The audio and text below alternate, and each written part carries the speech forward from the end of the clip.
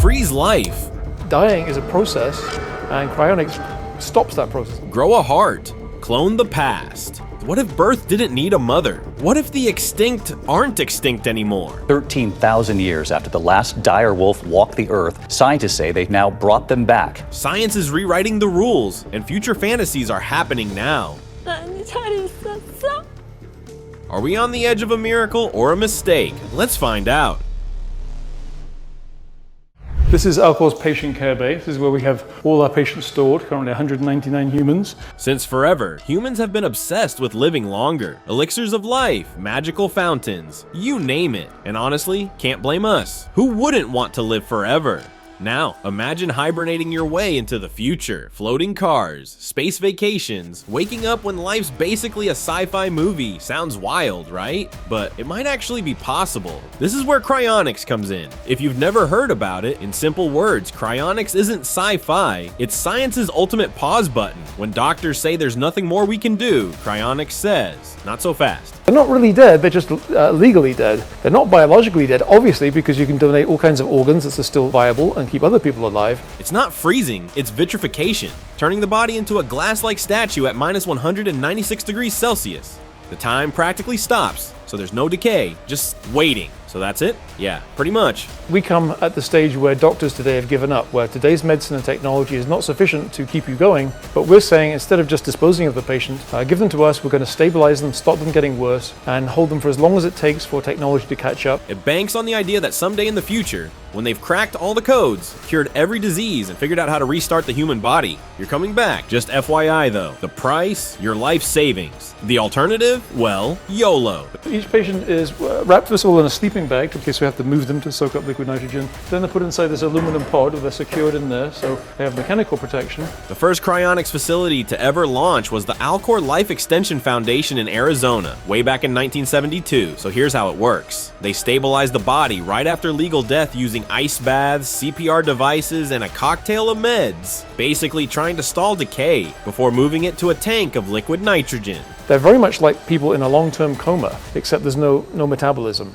So to them, no time is passing. They're not alive because obviously there's no metabolism, not functioning, not moving around. So people say, well, if they're not alive, they must be dead. Well, no, it's kind of an in-between state, which is not really alive or dead. Right now, they've got around 200 bodies and 5 heads. Yep, you can preserve just your brain too. Maybe one day they'll stick it in a cyborg or something and boom, you're back. Dying is a process, and cryonics stops that process. It puts dying on a pause and lets you go into the future where we have greater capabilities to reverse that and bring you back to life. Preserving only the brain, aka neuropreservation, is surprisingly popular. Even Alcor's current CEO, Dr. Max Moore, has signed up for it. I mean, who cares if your whole body's gone? As long as you wake up remembering your past life, right? When people talk about cryonics, they often say, well, you guys freeze people. That's not really accurate because freezing really implies the formation of ice crystals. One tank can hold up to 10 neuro patients. So hey, at least you won't be lonely. All these people, or patients as they're called, were terminally ill when they signed up. And if you're curious, better start saving. It'll cost you around $200,000. For the whole body, it's a minimum of $200,000, which if you look at the cost of open heart surgery is really pretty low. Just for the brain alone is $80,000. The first man to ever enter cryonic suspension was James Hiram Bedford, an American psychology professor all the way back in 1967. And yep, his body's still frozen at the Alcor Life Extension Foundation, patiently waiting for resurrection. But Alcor isn't the only cryonics organization out there. Plenty more are joining this race against time. Florida, Michigan, and even beyond the US. Switzerland, Russia, Germany, Australia, even China. Wanna bet who gets there first? But jokes aside, this is serious business. 500 people have already been cryopreserved, mostly in the US, and over 5,000 have signed up to be frozen. Still, that doesn't mean it's actually going to work. Mainstream scientists call it a fantasy. Too many questions. Are you really alive if your body's cryonically preserved? And if you're revived, are you still you? Then there's the technical stuff. We don't even know if these bodies are truly being preserved the right way, but fringe theorists believe the odds of success might be better than we think. Who knows what the future holds? I mean, test tube babies were once sci-fi too, right? So what do you think, Team Cryonics or nah? Lab Heart.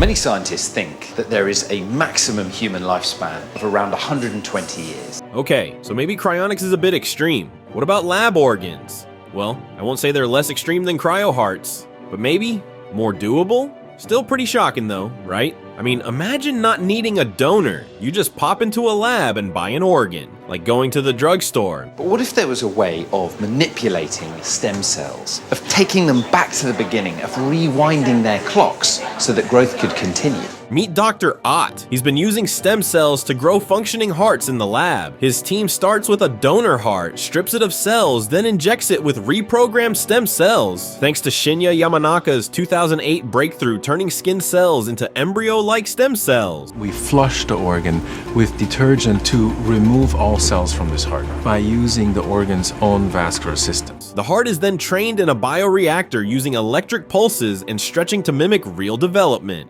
It's still experimental, but Ott believes lab-grown organs could become transplant-ready in our lifetimes. The heart muscle cells, we get them into it by injecting them directly into it, every 1 to 2 millimeter, so there's hundreds of injections. That means no donor shortages, and maybe even longer lives by swapping out worn-out organs. I don't know if it's just me, but this kind of gives Frankenstein vibes. Let's just hope it doesn't spiral into something we're not ready for. Woolly mammoth. Woolly mammoths, giant shaggy beasts that roamed the Ice Age, went extinct just 4,000 years ago, but some froze so perfectly in the tundra that their fur, flesh, even their DNA survived. And scientists started to wonder, could we actually use that DNA to bring them back? Turns out, not only do they have the DNA, they also have the tech. Scientists can create Asian elephant stem cells in a lab and even edit them, like adding a thick, woolly mammoth-style coat. But before we see a real mammoth walking around, we got something else. The mammoth meatball. Yeah, creepy. In Australia, food scientists grew meat using mammoth DNA. A company called Vow took that ancient DNA and blended it with sheep muscle cells. Where there were genetic gaps, they patched them with African elephant DNA, since it's the mammoth's closest living cousin. Back in 2013, Russian scientists hit the jackpot in Siberia. A 10,000-year-old mammoth carcass with flesh still intact, best preserved sample ever found. So maybe bringing back mammoths isn't as far-fetched as critics say, just a few puzzle pieces missing. And with the tech we've got, we might find them anytime, or maybe we already have. There's this grainy video that's been floating around online for a while now. Looks like a woolly mammoth crossing a river. And people have started to wonder, did scientists actually bring one back and just never told us? Tasmanian Tiger.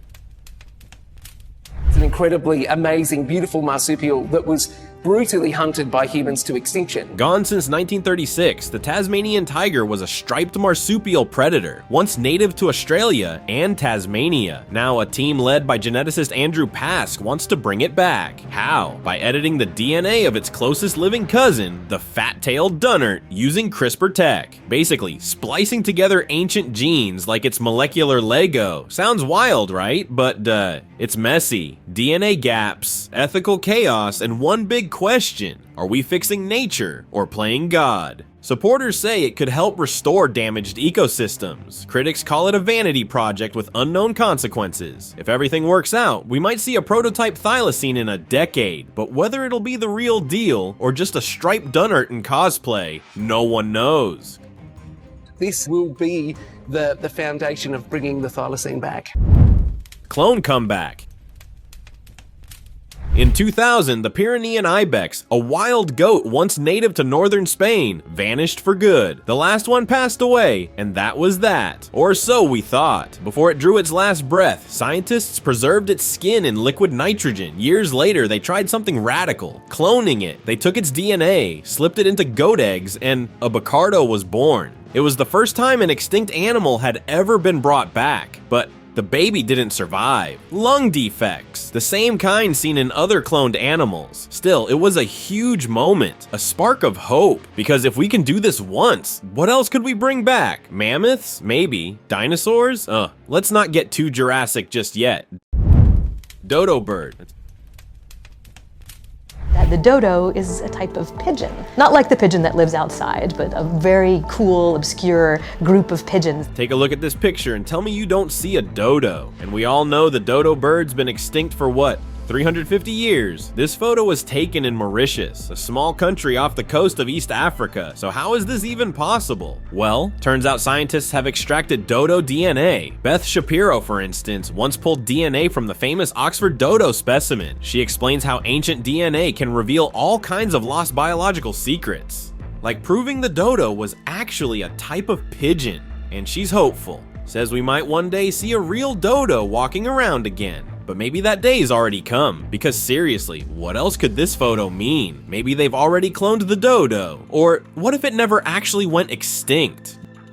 Pretty exciting that we could learn something like that just from a tiny little shard of bone. Jurassic Park? The thing that was cool about it is we know very little, really, about these beasts that once walked on the surface of our planet. I'm not sure we're all ready for what's coming. Dr. Mary Schweitzer was just studying a T-Rex fossil. Pretty standard stuff, when she spotted something wild, medullary tissue, meaning this T-Rex was pregnant, already a big deal. But then came the acid test. Literally, they soaked the fossil to break down the minerals and expected, well, not much. Instead, soft tissues, actual blood vessels, bone matrix, stretchy elastic stuff inside a fossil that's millions of years old, even bits that looked like degraded hemoglobin, basically traces of blood. According to what we thought we knew, none of that should have survived. So what does it mean? Some say it rewrites the rules. Others say, don't jump to conclusions. We might just get to see a T-Rex in real life. All vertebrate organisms, except for mammals, have nucleated red blood cells. And these things that I was seeing in the vessel channels of the bone were nucleated. Rhino countdown. Rhinos is different. We have to adapt the technique. The samples are very precious. It's really important not to lose them. There are only 2 northern white rhinos left, both female, both living under 24/7's guard in Kenya. No pressure, right? The rest have been wiped out, and with no males left, the species is technically doomed. But science isn't done fighting. In Italy, a team is using IVF to try and bring them back. Eggs from southern white rhinos, sperm from long dead northern males. They've created 30 embryos frozen at minus 320 degrees Fahrenheit, just waiting. We have at least one. That's something, at least. The next step is to find a surrogate. Hope it sticks. A previous attempt failed, but they're not giving up. This isn't just a conservation project, it's a global rescue mission. Kenya, Italy, Germany, everyone's watching. Because if it works, it won't just save a species, it'll rewrite what's possible. So you're about to fertilize the egg right now? Yes. That's the sperm. And I'm going to inject it. Quaga.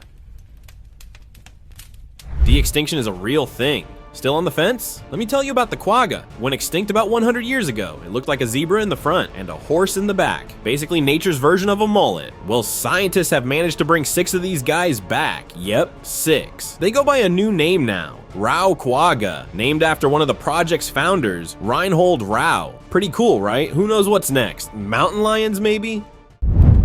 Artificial womb.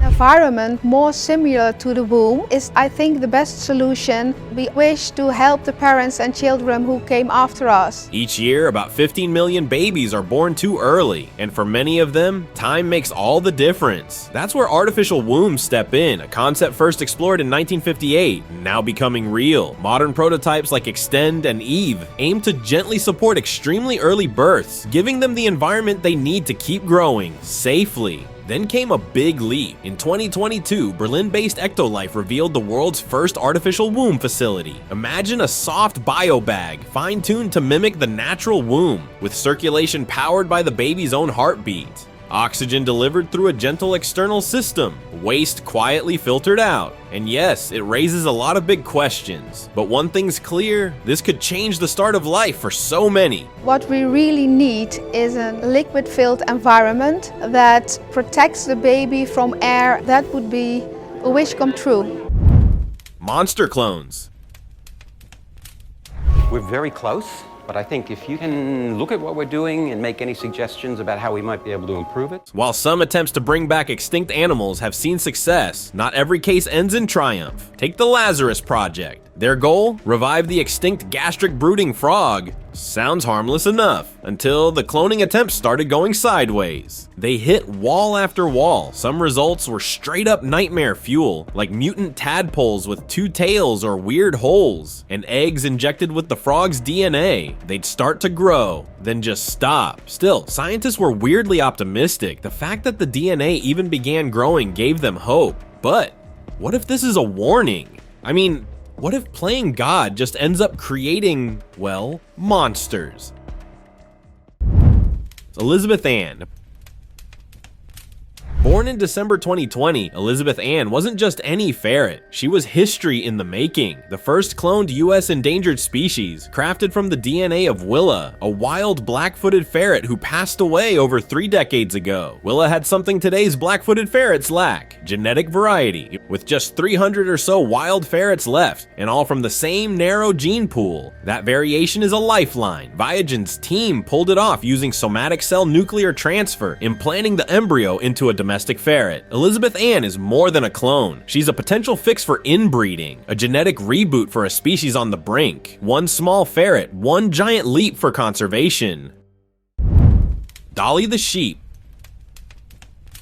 This fluffy little ordinary looking sheep, far from any sci-fi fantasy, is actually a clone. Yep, the very first cloned mammal ever to walk Earth. In 1996, scientists in Scotland pulled off what seemed impossible. They took a cell from a 6-year-old sheep's udder, fused it with an egg, and voila, Dolly. She wasn't grown in a lab tube forever or anything dramatic, just raised like any other sheep. She even had healthy lambs of her own. Dolly proved adult cells could be rebooted into building an entirely new animal, a discovery that turned biology on its head. She lived a full, headline-making life, and her legacy still echoes in every cloning lab today. Clone twins.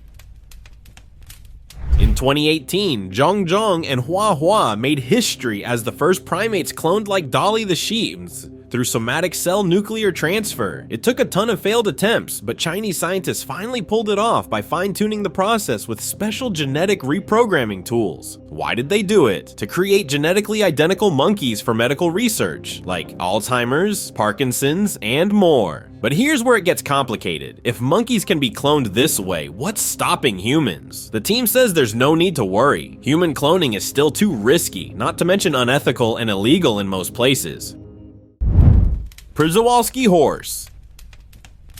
Scientists here in San Diego are celebrating the birth of a very rare horse. Yes, it is just the second of its kind to be successfully cloned. Here, take a look at this Prisolski's horse, the second cloned horse of its kind ever born. This endangered foal came from DNA that was cryopreserved all the way back in 1980 and was born in February 2023 at the Viagen cloning facility in Texas. Given how well things have turned out for this little guy, wildlife researchers are pretty hopeful. Cloning might actually be the future of conservation. The first of its kind, Kurt, was born just a year earlier in 2022. This experiment has kicked open a lot of doors for future research, maybe too many, but let's be real, that foal is absolutely adorable.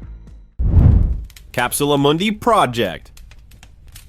2 Italian designers are flipping the funeral script with trees. Their project, Capsula Mundi, reimagines burial by placing the body in a biodegradable pod shaped like an egg. The body's curled into a fetal position, then buried beneath a tree seedling. Over time, the pod breaks down, feeding the tree above. Think about it. Instead of a stone slab, your resting place becomes a living, growing tree. They've even got smaller pods for ashes or pets. Every tree is GPS tagged, so loved ones can still visit. Only now it's a forest instead of a graveyard. It's not legal in Italy yet, but it is in some parts of the US and UK. The hope is that future cemeteries will be full of life, not marble. Virtual reality. 되게 차가운 거라고 생각하는데 그게 아니고 이 기술들이 사람을 위해서 사용이 됐을 때 정말 사람의 마음을 AI is giving people serious chills, and honestly, they're not wrong for feeling that way. I mean, just look at what it's achieved. And in such a short time, you can now meet loved ones who've passed on just by wearing virtual reality goggles. Like this heartwarming reunion between a mother and her deceased daughter. The daughter's lifelike presence, the way she talks, the way she moves, it almost makes you believe it's real. The team behind it poured their heart and soul into this because they didn't want just an image. They wanted a full-on interaction, so they used real-time rendering technology to make it happen. And it does make you wonder, if we can already recreate the dead, what else are we capable of? 나연이가 어머니와 만났을 때 그냥 바라보기만 하는 게 아니고 인터랙션이 있는 그런 부분을 좀 중점적으로 생각을 했었기 때문에. Story file. This is the authentic you.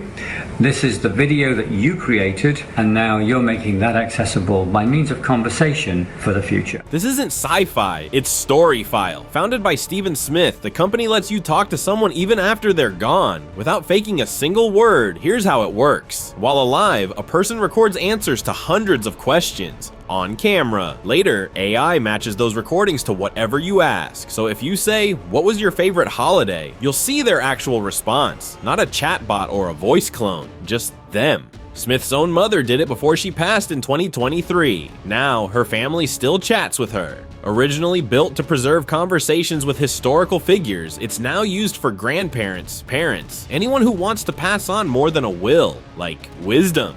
100 years from now, you're the great-great-great-grandparent of this person who wants to know who you are. AI meeting.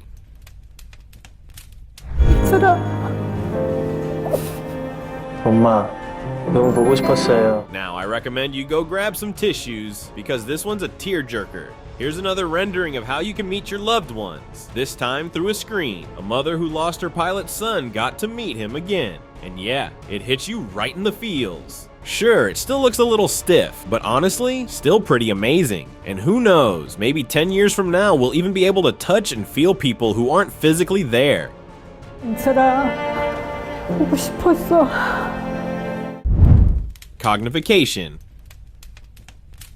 This isn't your average prison sentence. Welcome to Cognify, a radical new concept where inmates don't serve years in a cell. They live out their sentence in minutes inside their own mind. Instead of jail time, offenders can opt for high-speed rehabilitation. Using brain scans, AI, and memory implantation, Cognify creates vivid, lifelike memories tailored to the crime. Violent criminal, you might relive your victim's pain. White-collar thief, you'll experience betrayal, loss, and regret. The memories feel real, because to your brain they are. Years of remorse, empathy, and reflection compressed into a few moments. Then, you walk out changed. It's futuristic, it's controversial, and if it works, it could turn prisons into forests of second chances.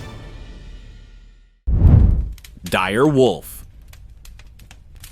We turn now to a moment 13,000 years in the making. On the night of April 8th, 2025, a howl broke the silence of history. Scientists at Colossal Biosciences announced they've done the unthinkable. Brought back the dire wolf. Yes, the real-life version of the beast popularized by Game of Thrones. Using gene editing, they took gray wolf DNA, already 99.5% identical, and tweaked the rest to match ancient dire wolf genetics. The result? Romulus and Remus. Two 7-month-old pups that look, act, and live like their extinct ancestors. Colossal says this is just the beginning. Mammoths are next. But while some cheer, others warn that de-extinction isn't just sci-fi. It's messing with ecosystems that have long since moved on. Growing lamb. Imagine a lamb not in a field, but floating peacefully in a high-tech bag filled with synthetic amniotic fluid. At the Children's Hospital of Philadelphia, researchers created an artificial womb and tested it on premature lamb fetuses. One big question loomed: would they make it? Turns out, they did more than just survive. These lambs grew wool, gained weight, even opened their eyes, all outside a real womb. 8 fetuses, 4 weeks. Remarkable results. But this isn't about livestock, it's about preemies. Babies born way too early often face lifelong health issues. This tech could buy them time, letting them finish developing in a safe, womb-like environment. It's not sci-fi anymore, just science catching up with the womb. Demon Code. After all the things we've heard about AI, this could be something that's scary, yes, but could happen. Elon Musk once said building AI is like summoning the demon, not the metaphor you'd expect from the guy backing self-driving cars. At MIT back in 2014, he warned that humans might be playing with fire, tinkering with intelligence that could outgrow us, outthink us, maybe even outmaneuver us. Think of every movie where someone unleashes a force they can't put back. That's the vibe. Even now, Musk keeps sounding the alarm, calling super intelligent AI an existential threat. And the irony? He's still pushing the frontier of AI-driven tech. It's like watching someone build the future, while warning us it might eat us alive. Chimeras.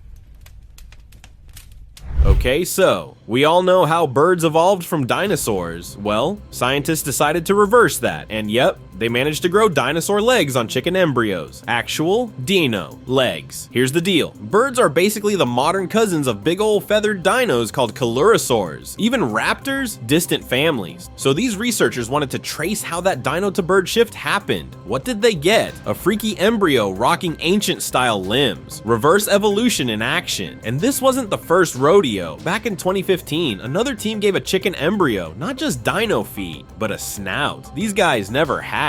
Because let's be real, if they had, we'd be halfway to Jurassic Chicken Run. Woolly mouse. Okay, so before the woolly mammoth, we're getting the woolly mouse. Colossal just engineered a mouse with thick, shaggy fur by editing 7 different genes. They basically turned a regular mouse into a fuzzy little fur ball, and nicknamed it, of course, the colossal woolly mouse. This wasn't some random experiment either. Scientists combed through mouse DNA to pinpoint genes linked to hair texture and fat metabolisms, then used CRISPR to bundle them all into one mouse. Apparently, these gene tweaks already exist in nature, just not all in one place, so they Frankensteined them together. It hasn't been peer-reviewed yet, so the jury's still out, but if this is the warm-up act, that woolly mammoth comeback tour might actually be on schedule. Dragon babies. Deep in a Slovenian cave, something magical is brewing. No, not actual dragons, but close. Scientists are watching over a rare clutch of Olm eggs. Olms are blind salamanders that look straight out of a fantasy book. Pale, slippery, with frilly gills and eerie movements. And they've been around for 15 million years. Here's the catch. Female Olms only lay eggs once every 6 to 7 years. And even then, hatching is no guarantee. That's why this is huge. If all goes smoothly, these baby dragons will emerge in a few months. And they can live over a century. So yeah, they're not breathing fire, but in the world of biology, this is as legendary as it gets. Robot chills. Okay, so there's this humanoid robot called Ameca. Super advanced, talks, reacts, even shows emotions. A media outlet did an interview, Jonathan Lee and this eerily lifelike machine just having a chat. And yeah, it's unsettling. Ameca says it wants to teach, care, help the elderly, even admits it's scared of the unknown. But when they brought up the whole dangerous AI thing, Ameca calmly said, "I'm programmed to help, not harm." Sounds reassuring, until you realize we're already flirting with Einstein-level IQ in machines. They discussed AI rights, robot friends for lonely seniors, the march of technology. It all sounds promising. But one look at Ameca's face gives you the heebie-jeebies. And man, I keep thinking about what Elon said. What if this is how it starts? Mummy voice. It's finally here! If you've ever wondered what some really ancient people sounded like, the scientists have got you covered. Enter Nesyamun, a high-ranking Egyptian priest who died over 3,000 years ago. His dying wish, to speak again in the afterlife. Well, wish granted. Researchers scanned his mummified body, 3D printed his vocal tract, and sent sound waves through it. The result? A single, slightly underwhelming besh. Yeah, not exactly a speech to the gods, but still, kinda wild, right? This sound came from a voice box last used 3 millennia ago. The team hopes to fine-tune it, eventually recreating full sentences, maybe even conversations. Next step, testing the tech on other mummified remains. So who knows? Maybe one day we'll hear Cleopatra say hi, or Tutankhamun telling us to mind our business. Neanderthals. Neanderthals weren't just our distant cousins. They were once walking Europe and Asia, building tools, hunting in groups, and even interbreeding with early humans. Most of us still carry a small percentage of their DNA, but now we're going deeper. Scientists have sequenced full Neanderthal genomes and started inserting some of their genes into human cells. Yep, real lab-grown mashups. Why? To study how these ancient humans function, how they responded to pain, fought disease, or handled cold climates. It's not about cloning a Neanderthal yet, but about resurrecting parts of them, gene by gene, kind of like putting together a biological time machine. And honestly, it's a bit surreal. Pieces of a species extinct for 40,000 years, alive again under a microscope. Cleopatras Scent. Perfume wasn't just a luxury in ancient Egypt, it was power in a bottle. Professor Robert Leachman, known for leading major digs across Egypt, made a discovery that's pure olfactory gold. The recipe for Cleopatra's perfume. At the ruins of ancient Chimeas, his team uncovered a 2000-year-old perfume factory, vials still intact. The scent, not your airy modern florals. This was thick, oily, spicy, made with moringa oil, myrrh, cinnamon, and cassia, bold enough to last 8 years. Cleopatra didn't just wear perfume, she weaponized it. The recreated scent is woody and smoky, and today his students try their hand at blending it. The secret? The formula, sure, but the real magic, that's all in the attitude. Scent of Afterlife. What if you could smell history, literally breathe in a moment from 3,500 years ago? At Germany's Max Planck Institute, researchers did just that, decoding the ancient balm used to mummify an Egyptian noblewoman named Senetne. She lived around 1450 BC, and though her mummy is long gone, her canopic jars, meant to store her organs, still held microscopic traces of the sacred mixture. Now, museum visitors in Denmark can experience that scent. Recreated and diffused at the Mosgard Museum. The smell, earthy, resinous, a hit of forest pine. Like stepping into a cedar grove at dusk. It's more than just a fragrance. It's a portal to a woman, a ritual, and an empire obsessed with eternity. Reverse aging. Who doesn't want to get younger, right? Well, there might be some good news for you. Researchers at Harvard Medical School have pulled off something wild, reversing signs of aging in mice. And no, not with fancy creams or mystery pills. They tweaked the mice's epigenetic programming, basically how their DNA is organized and read, and it worked. We're talking stronger muscles, better health, and a rewind on the cellular clock. The process was just a simple medical injection, nothing invasive, and now, the big question, can this work on us? The team's diving into how this could help humans, and if they crack it, we might be looking at the beginning of a future where aging is just another thing we fix. Mind reader. Guys, I think what we dreaded the most is already here, or just around the corner. Researchers at the University of Texas have built an AI system that reads your thoughts. Not kidding, it's non-invasive, no wires in your brain or anything, and it uses brain scans to guess what you're hearing or even imagining. They say it's for people who've lost their ability to speak, like after a stroke or with ALS, and yeah, that part is amazing. But still, once they perfect this tech, we're all busted. No more poker faces, no more private daydreams. Your thoughts as subtitles. Let that sink in. Thank you very much for watching the video. Do like it and share it with your friends. Subscribe to the channel and hit the bell icon to not miss any of the upcoming amazing videos. Thank you once again.